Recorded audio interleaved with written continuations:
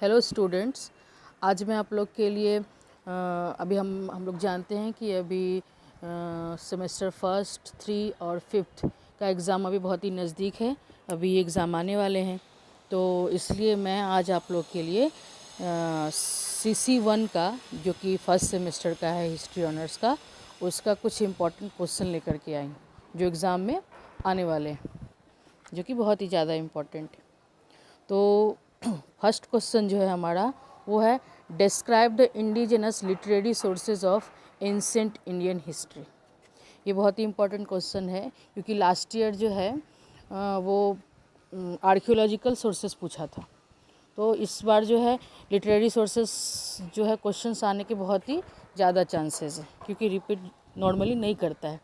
तो आर्कियोलॉजिकल आ चुका है, तो इस बार चांसेस है कि लिटरेरी सोर्सेज पूछे। देन नेक्स्ट सेकंड क्वेश्चन जो है हमारा वो भी बहुत ही इम्पोर्टेंट है। ये है right a note on Mesolithic art. तो ये भी क्वेश्चन इसलिए इम्पोर्टेंट है कि लास्ट ईयर ये नहीं पूछा गया था। तो मेसोलिथिक इम्पोर्टेंट क्वेश्चन भी है इस बार के लिए, हमारा 2022 का जो एग्ज़ाम होगा इसके लिए इम्पोर्टेंट है। नेक्स्ट क्वेश्चन है हमारा right a note on 16 mahajanapadas. 16 महाजनपद के ऊपर एक टिप्पणी है। ये क्वेश्चन भी अभी के लिए आप लोग के लिए इम्पोर्टेंट है। नेक्स्ट हमारा क्वेश्चन है briefly describe the socio economic condition of Rigvedic people. Rigvedic people लोग, ऋग्वेद में जो पीपल थे उन लोगों का सामाजिक और आर्थिक कंडीशन उस टाइम कैसा था। ये क्वेश्चन भी बहुत ही ज़्यादा इम्पोर्टेंट है इस बार के लिए।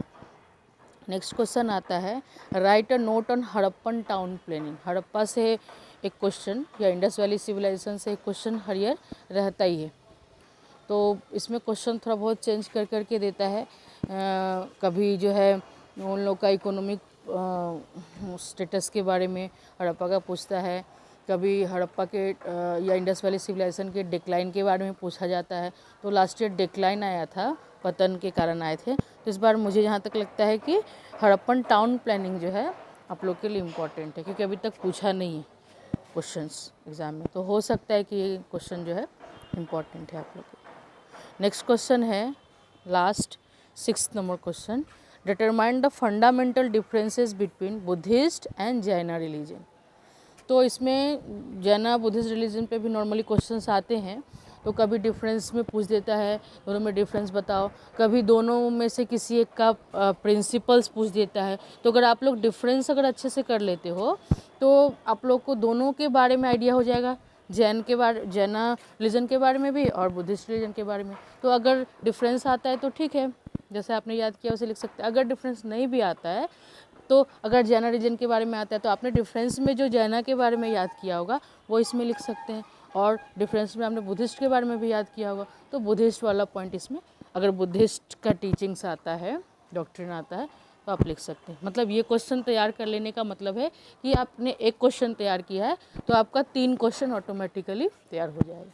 एक तो डिफरेंस वाला आ सकता है, और डिफरेंस वाला आया तो ठीक, डिफरेंस वाला अगर नहीं आया तो अगर बुद्धिस्ट के बारे में पूछा तो भी लिख सकते हो, जैनिज़्म धर्म के बारे में पूछा तो भी लिख सकते हो। इसलिए ये कर लेने से अच्छा है। तो ये मैंने अपने हिसाब से प्रिपेयर किया है कि मुझे लग रहा है कि इन 6 में से क्वेश्चंस आपके लॉन्ग जो 10 मार्क्स के क्वेश्चन आते हैं उसके लिए आज मैं सिर्फ 10 मार्क्स का इम्पोर्टेंट दे रही हूँ फ़िलहाल। यही है, नेक्स्ट क्लास में जो है हम लोग 5 मार्क्स का भी इम्पोर्टेंट क्वेश्चन CC1 का डिस्कस करेंगे।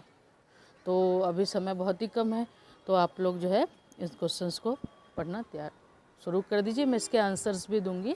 फिलहाल आज हमने जो है क्वेश्चंस को डिस्कस कर लिया है। नेक्स्ट क्लास में जो है हम लोग 5 मार्क्स का क्वेश्चन डिस्क्राइब करेंगे, और उसके बाद जो है एक एक करके जितना भी आंसर्स है वो भी आप लोगों को दिया जाएगा। So thank you.